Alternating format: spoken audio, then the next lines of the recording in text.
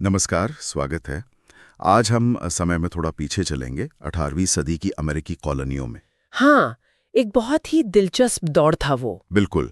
और हम बात करेंगे एक ऐसे दस्तावेज की जिसने वाकई इतिहास बदल दिया, थॉमस पेन का मशहूर pamphlet common sense. Common sense नाम भी अपने आप में कितना सीधा और असरदार है। सही कहा। ये 1776 की शुरुआत में आया, महज कोई 50 पन्नों का छोटा सा पैम्फलेट, लेकिन इसने अमेरिकी स्वतंत्रता संग्राम की जो आग भड़काई, कमाल था। हाँ, इसे अक्सर क्रांति की बाइबल भी कहते हैं। बिल्कुल। और कहते हैं जॉर्ज वॉशिंगटन भी इसे बहुत अहम मानते थे। हम्म। और मजे की बात यह है कि पेन कोई बड़े राजनीतिक विचारक नहीं थे शुरू में। इंग्लैंड से आए थे, पहले कॉर्सेट बनाते थे। हाँ, ये बात बहुत लोगों को हैरान करती है। एक आम आदमी जिसने क्रांति की नब्ज पकड़ ली। और उन्होंने लिखा भी ऐसी भाषा में जो बिल्कुल सीधी थी, आम लोगों की समझ में आने वाली। शायद यही इसकी सबसे बड़ी ताकत थी। बिल्कुल। पेन ने मुश्किल राजनीतिक और दार्शनिक बातों को ऐसी भाषा में पिरोया जो हर कोई समझ सके। ये पैम्फलेट मूल रूप से 4 हिस्सों में बटा है। हाँ। और हर हिस्सा उस वक्त के जो बड़े मुद्दे थे उन पर मजबूत तर्क देता है। हाँ। तो आज हम कोशिश करेंगे कि इन तर्कों को खोलें, उनका ऐतिहासिक संदर्भ समझें। और ये भी देखें कि अमेरिकी इतिहास और लोकतंत्र के विचार पर इसका क्या असर पड़ा, जो शायद आज तक है। हाँ, बिल्कुल। तो चलिए शुरू करते हैं इसका विश्लेषण। ठीक है। तो पहला सेक्शन है सरकार की उत्पत्ति और उसकी सामान्य संरचना पर। पेन यहाँ एक बहुत बुनियादी बात से शुरू करते हैं। हाँ, समाज और सरकार के बीच का फर्क। बिल्कुल। वो कहते हैं कि समाज तो हमारी जरूरत है, स्वाभाविक रूप से बनता है। लोग साथ आते हैं, सहयोग करते हैं, ये एक अच्छी चीज है। हाँ, सकारात्मक शक्ति। लेकिन सरकार, पेन कहते हैं, हमारी बुराइयों की वजह से जरूरी हो जाती है। जरूरी बुराई है ना, नेसेसरी ईविल। एग्जैक्टली। मतलब इसके बिना अराजकता फैल सकती है, कानून बिगड़ सकता है। तो ये जरूरी है, पर ये बुराई भी है क्योंकि ये लोगों की आजादी को कंट्रोल कर सकती है, उनकी जिंदगी में दखल दे सकती है। और इसका उस वक्त का संदर्भ क्या था, मतलब 1770s का अमेरिका। हाँ, वो समझना बहुत जरूरी है। देखिए, उस वक्त ब्रिटिश सरकार दूर लंदन में बैठी थी और कॉलोनियों पर नए नए टैक्स लगा रही थी, जैसे 1765 का स्टैम्प एक्ट, फिर टाउनशिंड एक्ट्स। लोगों में बहुत गुस्सा था कि हमारी सुनवाई नहीं हो रही और हम पर बोझ डाला जा रहा है। हाँ, बिल्कुल। तो पेन इसी माहौल में लिख रहे थे कि सरकार का असली स्वभाव क्या है। तो ये जरूरी बुराई वाली बात उस वक्त लोगों को बहुत चुभती होगी, जो सरकार का वो नकारात्मक पहलू रोज झेल रहे थे। जाहिर है। पेन आगे क्या कहते हैं कि सरकार कैसी होनी चाहिए। वो एक बड़ा सरल सा उदाहरण देते हैं। मान लीजिए कुछ लोग एक द्वीप पर बस जाते हैं। शुरू में जब कम लोग हैं तो वो सीधे मिल के नियम बना सकते हैं, पर जैसे जैसे आबादी बढ़ती है ये मुमकिन नहीं रहता। तब लोगों को अपने प्रतिनिधि चुनने पड़ते हैं, यानी रिप्रेजेंटेटिव डेमोक्रेसी, प्रतिनिधिक लोकतंत्र। हाँ, बिल्कुल। पेन के लिए सरकार का एकमात्र जायज मकसद है लोगों की आजादी और सुरक्षा को पक्का करना। और यही वो चेतावनी भी देते हैं शक्ति को लेकर। हाँ, बिल्कुल। पेन साफ कहते हैं कि पावर करप्ट करती है। सत्ता में बैठे लोग आसानी से आम लोगों के हितों को भूल सकते हैं। तो इसका हल क्या? हल ये कि सरकार को हमेशा सीमित रखो और उस पर जनता का कंट्रोल रखो। लगातार चुनाव हो, प्रतिनिधि जवाबदेह हो, ये पेन के लिए बहुत जरूरी था। ये बात तो 250 साल बाद भी उतनी ही जरूरी लगती है। बिल्कुल। सरकारों को हमेशा याद दिलाना पड़ता है कि वो जनता के लिए है, जनता सरकार के लिए नहीं। चलिए अब दूसरे हिस्से पर आते हैं, राजशाही और वंशानुगत उत्तराधिकार। यहाँ तो पेन का रवैया और भी तीखा है। हाँ, यहाँ तो वो कोई मुरव्वत नहीं करते। वो राजशाही यानी राजा रानी का शासन और वंशानुगत व्यवस्था, मतलब बाप के बाद बेटा राजा बने, इसे सिरे से खारिज करते हैं। वो कहते हैं ये अतार्किक है। अतार्किक ही नहीं, प्रकृति के खिलाफ, एक तरह की गुलामी जो पीढ़ी दर पीढ़ी चलती है। वो पूछते हैं कि भगवान ने तो सबको बराबर बनाया, फिर किसी एक खानदान को दूसरों पर राज करने का जन्म से हक कैसे मिल गया? लेकिन उस वक्त तो दुनिया भर में राजाओं का ही राज था। हाँ। ब्रिटेन में भी। तो क्या ये विचार एकदम नए थे? देखिए, विचार एकदम नए शायद न हो। एनलाइटनमेंट का दौर था, तर्क और व्यक्तिगत स्वतंत्रता की बातें हो रही थीं। लेकिन पेन ने जिस सीधी सपाट भाषा में राजशाही की जड़ पर ही सवाल उठा दिया, वो बहुत क्रांतिकारी था। और वो सिर्फ हवा में बातें नहीं कर रहे थे, उन्होंने अपने तर्कों को मजबूत करने के लिए बाइबल का हवाला दिया। अच्छा, बाइबल का? हाँ, ये दिखाने के लिए कि पुराने इज़राइल में भी जब लोगों ने राजा मांगा तो भगवान को ये पसंद नहीं आया था और उसके नतीजे बुरे हुए। फिर उन्होंने इतिहास का हवाला दिया, खासकर इंग्लैंड का। चार्ल्स प्रथम को फांसी दिए जाने का जिक्र किया। ये बताने के लिए कि राजा कोई भगवान नहीं होता जिसे हटाया ना जा सके। बिल्कुल, ये बहुत चालाक रणनीति थी। वो उसी किताब का इस्तेमाल कर रहे थे जिस पर बहुतों की आस्था थी, पर उसे अलग नजरिए से पेश कर रहे थे। दिलचस्प। पेन का मूल तर्क ये था कि देखो, किसी एक आदमी को चुनकर राजा बनाना ही अपने आप में एक लॉटरी है। वो अच्छा भी हो सकता है, बुरा भी। सही बात है। लेकिन खानदान के आधार पर शासन मिलना तो और भी बेतुका है। इसमें काबिलियत का तो कोई सवाल ही नहीं। राजा का बेटा राजा बनेगा, चाहे वो मूर्ख हो या जालिम या बिल्कुल नाकाबिल। तो पेन के साथ से विकल्प क्या था? गणतंत्र, रिपब्लिक, एक ऐसी व्यवस्था जहां शासक योग्यता के आधार पर चुने जाएं, जनता चुने, न कि जन्म के आधार पर गद्दी मिले। और अमेरिका के लिए उनका संदेश साफ था। से नाता तोड़ो और अपने लिए एक नई तर्क पर आधारित न्याय वाली सरकार बनाओ। यहां से हम आते हैं तीसरे हिस्से पर, अमेरिकी मामलों की वर्तमान स्थिति पर विचार। अब पेन सीधे उस वक्त के संकट पर बात कर रहे हैं। हाँ, अब तक तो वो सिद्धांत की बातें कर रहे थे, सरकार, राजशाही। इस सेक्शन में वो सीधे अमेरिका के हालात पर आ जाते हैं। वो ब्रिटेन के साथ जो रिश्ते बिगड़ते जा रहे थे उनका जिक्र करते हैं। कैसे ब्रिटेन कॉलोनियों का शोषण कर रहा है। हाँ, आर्थिक शोषण, अपने फायदे के लिए इस्तेमाल करना, उनकी राजनीतिक आज़ादी दबाना।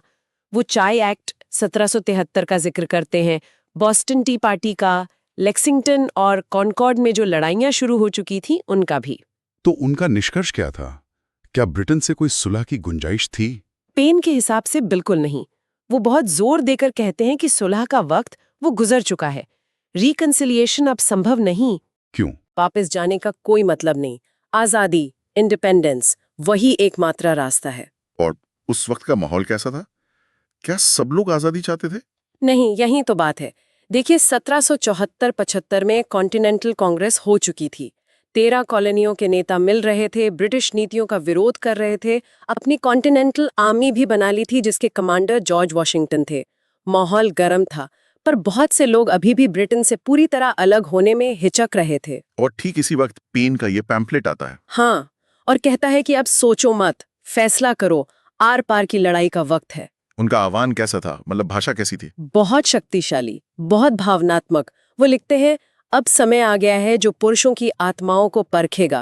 वो लोगों से कहते हैं, डर छोड़ो, एक हो जाओ और पूरी तरह आजादी के लिए लड़ो। और इसका असर हुआ नेताओं पर भी। प्रभावित किया, जो शायद पहले सुलह की थोड़ी उम्मीद रखे हुए थे। पेन ने जो लोग दुविधा में थे उन्हें एक साफ रास्ता दिखाया, पूर्ण स्वतंत्रता। ये तो वाकई बहुत बड़ा जोखिम रहा होगा, दुनिया की सबसे बड़ी ताकत के खिलाफ खुली बगावत का ऐलान। निश्चित रूप से पेन सिर्फ फिलॉसफी नहीं लिख रहे थे, वो ब्रिटिश नजरिए से तो सीधे सीधे देशद्रोह कर रहे थे। लोगों को हथियार उठाने के लिए उकसा रहे थे। बिल्कुल, वो कह रहे थे कि अब ब्रिटेन से कोई उम्मीद मत रखो, अमेरिका को अपना भविष्य खुद बनाना होगा, चाहे जो कीमत चुकानी पड़े। और फिर आता है चौथा और आखिरी सेक्शन, अमेरिका की वर्तमान क्षमता पर। यहाँ पेन क्या कहते हैं? क्या अमेरिका सच में ब्रिटेन का मुकाबला कर सकता था? इस हिस्से में पेन का मकसद था अमेरिकी कॉलोनियों में आत्मविश्वास जगाना। अच्छा। वो लोगों को उनकी अपनी ताकत का एहसास दिलाते हैं। वो अमेरिका की विशाल जमीन, बढ़ती आबादी, कुदरती संसाधन, लकड़ी, लोहा वगैरह, इन सब का जिक्र करते हैं। वो तर्क देते हैं कि अमेरिका आत्मनिर्भर बन सकता है। हाँ, कि अमेरिका के पास अपनी नौसेना बनाने की, अपनी रक्षा खुद करने की पूरी शक्ति है। उसे ब्रिटेन या किसी और यूरोपीय ताकत के सहारे की जरूरत नहीं है। क्या ये सिर्फ हौसला बढ़ाने वाली बातें थी या इसमें कोई सच्चाई भी थी? देखिए, दोनों बातें थीं। ये सच था कि अमेरिका के पास संसाधन थे, लेकिन ब्रिटेन उस समय दुनिया की सबसे ताकतवर नौसैनिक और फौजी शक्ति थी। तो कॉमन का मकसद क्या था? शायद लोगों को ये यकीन दिलाना कि लड़ाई मुश्किल है पर नामुमकिन नहीं। वो यूरोप की ताकतों से अमेरिका की तुलना करते हुए ये इशारा भी करते हैं कि आजाद होने पर अमेरिका दूसरे यूरोपीय देशों से, जैसे फ्रांस से, मदद भी ले सकता है, जो ब्रिटेन के दुश्मन थे। और इसका असर हमें दिखता है स्वतंत्रता की घोषणा में। हाँ, कुछ ही महीनों बाद जुलाई 1776 में जो डिक्लेरेशन ऑफ इंडिपेंडेंस आया, कई इतिहासकार मानते हैं कि पेन के विचारों ने उसके लिए जमीन तैयार करने में बहुत बड़ी भूमिका निभाई। पेन सिर्फ आजादी की बात नहीं करते, वो आगे का रास्ता भी दिखाते हैं। हाँ, बिल्कुल। वो सिर्फ क्रांति का नारा देकर रुक नहीं जाते, वो एक नई सरकार का एक मोटा मोटा खाका भी पेश करते हैं, एक कॉन्टिनेंटल चार्टर या संविधान का विचार रखते हैं जिसमें सारे राज्य एकजुट हों। हाँ, एकजुट हो, कांग्रेस के जरिए शासन चले और लोगों के अधिकारों की गारंटी हो, और अमली तौर पर वो जरूरत पड़ने पर हथियारबंद विरोध यानी नागरिकों की मिलिशिया के जरिए अपनी रक्षा करने का सुझाव भी देते हैं। और इस सेक्शन का अंत कैसे होता है? एक और जोरदार आह्वान के साथ वो कहते हैं, हे यत्किंचित संसार, उठो और स्वतंत्रता का स्वागत करो, दुनिया के उत्पीड़ितों के लिए एक शरणास्थली तैयार करो। ये सीधा एक्शन का कॉल था। उठो, एक हो जाओ, अपनी जंजीरें तोड़ो और न सिर्फ अपने लिए बल्कि पूरी दुनिया के लिए आजादी का एक नया रास्ता खोलो। तो कुल मिलाकर अगर हम सार निकालें हाँ, तो पेन का संदेश था, अपनी कॉमन सेंस इस्तेमाल करो, समझो कि राजशाही गलत है, अन्याय है, हाँ, समझो कि ब्रिटेन की गुलामी मानना बेवकूफी है, और फिर हिम्मत करके क्रांति लाओ और अपनी आजादी हासिल करो। बिल्कुल सही कहा। और इसका असर, अरे जबरदस्त। ये पैम्फलेट जंगल की आग की तरह फैला। हाँ, आंकड़े तो यही बताते हैं। अनुमान है कि कुछ ही महीनों में इसकी 1,20,000 से ज्यादा कॉपियां बिक गईं। उस वक्त की आबादी के हिसाब से तो ये बहुत बड़ी संख्या है। बहुत बड़ी। कुल आबादी कोई 25 लाख थी, जिसमें से कई पढ़ लिख नहीं सकते थी। फिर भी माना जाता है कि इसे प्रत्यक्ष या अप्रत्यक्ष रूप से, मतलब किसी ने पढ़कर सुनाया हो, लगभग 5 लाख लोगों ने जाना। अविश्वसनीय पहुंच थी उस जमाने में। हाँ, इसने आम लोगों, फौजियों, नेताओं, सबकी सोच को हिला दिया और स्वतंत्रता के पक्ष में माहौल बनाने में इसकी भूमिका अभूतपूर्व थी। इसकी ऐतिहासिक विरासत तो खैर निर्विवाद है। इसे अमेरिका की स्थापना का एक वैचारिक आधार माना जाता है। हाँ, ये सिर्फ एक वक्त का राजनीतिक पैम्फलेट नहीं रहा, ये लोकतंत्र और आत्मनिर्णय के अधिकार का एक शक्तिशाली घोषणा पत्र बन गया। इसने दिखाया कि कैसे सीधे तर्क वाले शब्द क्रांति ला सकते हैं। हाँ, और शब्दों की यही ताकत इसे आज भी प्रासंगिक बनाती है। यहीं पर यह बात और भी दिलचस्प हो जाती है। हम लगभग 250 साल बाद बात कर रहे हैं, लेकिन क्या पेन के विचार आज भी मायने रखते हैं? कुछ हालिया रिसर्च तो यही कहती है। हाँ, ये वाकई हैरान करने वाली बात है कि पेन के तर्क आज भी गूंजते हैं।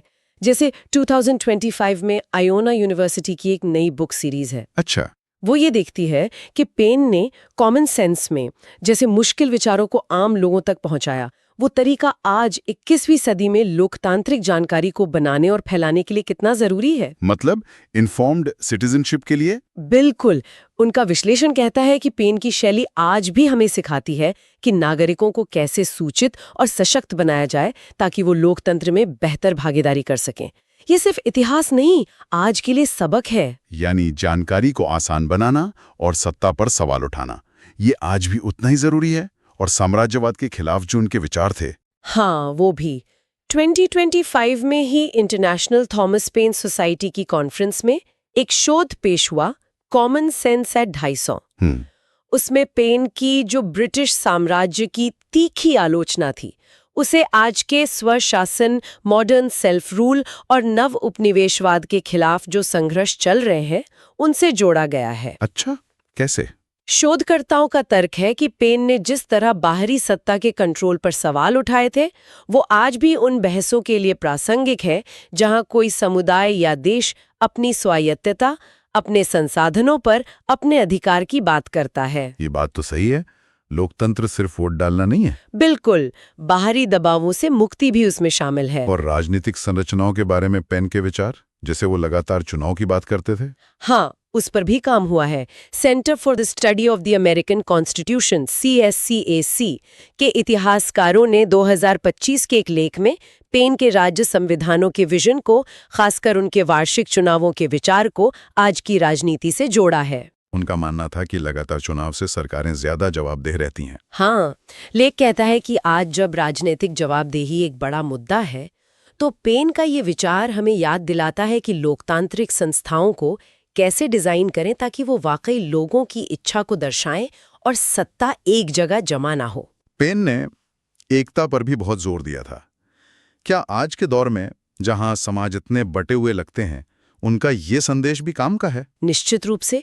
लॉस एंजलिस टाइम्स में 2025 का एक ऑप-एड था जिसने पेन के एकता के पाठ को आज के ध्रुवीकृत समाजों के लिए एक जरूरी सबक बताया है। क्या तर्क था उसमें? तर्क ये कि जैसे पेन ने अलग अलग शिकायतों और हितों वाले लोगों को आज़ादी के एक साझे लक्ष्य के लिए एकजुट किया था, वैसे ही आज भी अगर लोग अपने मतभेद भुलाकर बड़े मुद्दों पर सामूहिक संकल्प दिखाएं तो लोकतंत्र की ताकत बढ़ सकती है। एकता सिर्फ नारा नहीं, रणनीति है। बिल्कुल। एक और स्टडी का भी जिक्र था शायद, जो शिकायतों को एकजुट करने की बात करता है।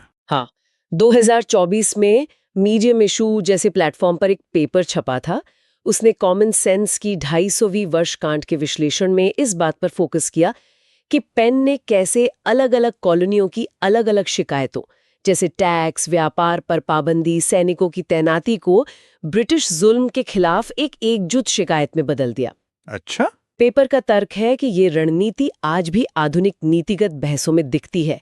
जैसे अलग अलग समूह किसी बड़ी समस्या, मान लीजिए जलवायु परिवर्तन या आर्थिक असमानता के खिलाफ साझा मोर्चा बनाते हैं। ये दिखाता है कि कैसे अलग अलग मुद्दों को एक साझे दुश्मन या साझे लक्ष्य से जोड़कर एक शक्तिशाली क्रांतिकारी उत्प्रेरक बनाया जा सकता है। तो ये सारी रिसर्च यही दिखा रही है कि पेन के विचार, चाहे वो सूचित नागरिकता हो, स्वशासन का हक हो, जवाबदेह सरकार हो, एकता की जरूरत हो या विरोध को संगठित करने की रणनीति, आज भी हमारे समय की बहसों और चुनौतियों के लिए बहुत प्रासंगिक है। कमाल की बात है ना, एक पैम्फलेट का असर सदियों तक बना रह सकता है। बिल्कुल, ये दिखाता है कि विचारों में कितनी ताकत होती है, खासकर जब उन्हें सही समय पर सही भाषा में पेश किया जाए। हाँ, ये पैम्फलेट वाकई इतिहास का एक बहुत अहम मोड़ था। इसने न सिर्फ एक ताकतवर साम्राज्य को चुनौती दी, बल्कि दुनिया को दिखाया कि राजशाही के बिना लोगों के चुने हुए प्रतिनिधियों से भी शासन चल सकता है। हाँ, इसने एक नए तरह के राष्ट्र, एक लोकतंत्र के विचार को जन्म देने में मदद की। पेन ने साबित किया कि कैसे सरल, तर्कपूर्ण बातें, आम लोगों की भाषा में कही गई बातें बड़ी से बड़ी क्रांति की नींव रख सकती हैं। निश्चित रूप से ये अमेरिकी स्वतंत्रता की सिर्फ चिंगारी नहीं थी, इसने दुनिया भर में लोकतंत्रों और आत्मनिर्णय के संघर्षों को प्रेरणा दी है और आज भी दे रहा है। पेन का वो बुनियादी संदेश कि आम समझ, कॉमन सेंस का इस्तेमाल करके बड़े बदलाव लाए जा सकते हैं, अन्याय के खिलाफ खड़ा हुआ जा सकता है, ये आज भी उतना ही प्रेरणा देता है। हाँ, बिल्कुल। इस पूरी चर्चा के बाद एक सवाल मेरे जहन में आ रहा है, शायद आज के संदर्भ में और भी जरूरी है। पेन ने अपने समय में लोगों को कॉमन सेंस के नाम पर एकजुट किया था, एक अत्याचारी शासन के खिलाफ। लेकिन आज के इस बेहद बंटे हुए दौर में, जहां ऐसा लगता है कि कॉमन सेंस की परिभाषा ही हर किसी के लिए अलग हो गई है, क्या कोई ऐसा विचार या तर्क हो सकता है जो लोगों को फिर से महत्वपूर्ण साझा मुद्दों पर उसी तरह जोड़ सके जैसे पेन ने किया था? ये बहुत बड़ा सवाल है, सोचने वाली बात है। बिल्कुल। खैर, थॉमस पेन की कॉमन सेंस का यह विश्लेषण वाकई दिलचस्प रहा। यह हमें याद दिलाता है कि कैसे विचारों में, शब्दों में दुनिया को बदलने की कितनी क्षमता होती है। और अगर कोई इसे खुद पढ़ना चाहे तो ये पैम्फलेट आसानी से मिल जाता है। प्रोजेक्ट गुटेनबर्ग जैसी वेबसाइट्स पर ये मुफ्त में उपलब्ध है, कई फॉर्मेट्स में। हाँ, इतिहास और ऐसे मौलिक दस्तावेज हमें हमेशा बहुत कुछ सिखाते हैं। बिल्कुल। आज की चर्चा यहीं समाप्त करते हैं। हमारे साथ जुड़ने के लिए धन्यवाद।